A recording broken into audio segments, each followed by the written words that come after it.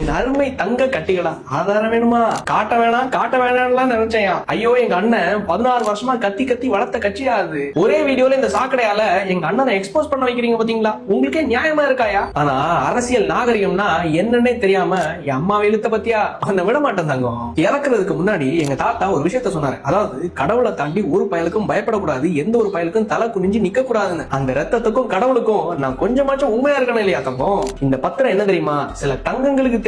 ஆனா அந்த தங்கங்களை பார்த்து இது உண்மையான தங்கம்னு சொல்லிட்டு ஏமாறுற வெள்ளந்தியான மக்களுக்கு தெரியாது இல்ல. நம்ம பாவப்பட்ட அண்ணன் சீமான் அவர்களும் சாட்டை அவர்களும் தேர்தல் செலவுக்கு காசு இல்லாம, வீட்டு வாடகை கட்ட காசு இல்லாம, சாப்பாட்டுக்கு காசு இல்லாம, வண்டிக்கு டீசல் போட கூட காசு இல்லாம, தன்னோட பிள்ளைக்கு அமெரிக்கன் இன்டர்நேஷனல் ஸ்கூல்ல வருஷத்துக்கு 50 லட்சம் ரூபாய்க்கு ஃபீஸ் கட்ட கூட காசு இல்லாம கஷ்டப்பட்டு வெறும் 15 கோடி ரூபாய்க்கு வாங்கின சொத்து கோல்டுல லேண்ட்ல இன்வெஸ்ட் பண்றதான் ப்ராப்பரான இன்வெஸ்ட்மெண்ட். நம்ம பெரியவங்க சொன்ன மாதிரி மண்ணுல போடுற காசும் பொண்ணுல போடுற காசும் வீணாவே போகாது. நம்ம அண்ணன்களுடைய, அது சீமான் அண்ணன் சாட்டை அவர்களுடைய ஞானத்தை பாத்தீங்களா? இந்த பொன்னான சொத்து அப்படி எங்க தெரியுமாயா இருக்கு? மானா மதுரைக்கு பக்கத்துல இருக்கக்கூடிய நம்ம விருதுநகர்ல. அதுவும் யார் பேர்ல தெரியுமா? நம்ம அண்ணனோட தைரியத்தை கொஞ்சம் பாருங்களேன். பினாமி எல்லாம் கிடையாது, நம்ம அண்ணனுடைய மனைவியான கைவிழி அக்கா அவர்களுடைய பேரில். ஆக்சுவலா இந்த சொத்தை எப்ப ரெஜிஸ்டர் பண்ணி வாங்குறாங்க தெரியுமா? 23/9/2025. இதுல இன்னொரு சுவாரஸ்யம் என்னன்னா, இதுல இருந்து வெறும் 2 மாசத்துக்கு முன்னாடி தான் ஐயா ஸ்டாலின் அவர்களும் சீமான் அவர்களும் சாட்டை அவங்களும் சந்திச்சாங்க. இன்னும் கரெக்டா சொல்லட்டுமா? 20/7/2025.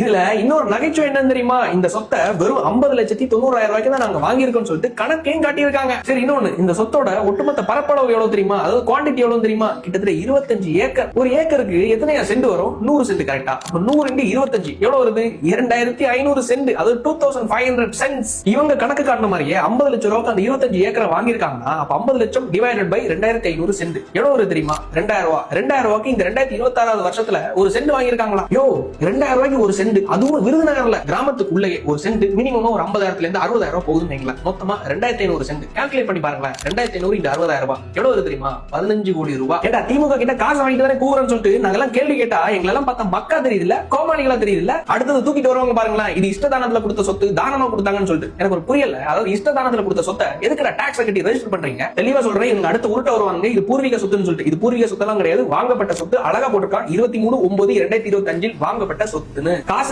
இல்ல, வாடகை கட்ட காசு இல்ல, வண்டிக்கு டீசல் போட காசு இல்ல, எதுக்குமே காசு இல்ல, தேர்தல் செலவுக்கே காசு இல்லன்னு சொல்லிட்டு பாவம் ஆசையா பிள்ளைங்க வருஷம் உள்ள உண்டியல்ல சேர்த்த காசு எல்லாம் வாங்குறீங்களேடா. சரி, நீ கேட்ட ஆதாரத்தை தேர்தல் பத்திரத்தோடு காணிச்சிட்டேன்ல, இதோ இந்த கால்ல விழுந்துக்கோ. நல்ல சுத்தமா தான் வச்சிருக்கேன். என் அம்மாவே அப்பாவே இழுத்தேன் இல்ல. இந்த வக்கீல் படிச்ச சின்ன பயல ஏன்டா தொட்டோன்னு யோசிக்க வைப்பாங்கன்னா சாட்டை மாமா கையோட வரட்டுமா மாமா? நாளைக்கு சந்திப்போம். கூடவே இன்ஸ்டாகிராம், Facebook, வாட்ஸ்அப், யூடியூப் இந்த வீடியோ முடிஞ்சோட ஷேர் பண்ணுங்க, பேசுங்க, 4 பேருக்கு தெரியப்படுத்துங்க, பேச்சு பொருளாக்குங்க. நாளைக்கு சந்திப்போம். பட்டாமாமே. நன்றி, வணக்கம்.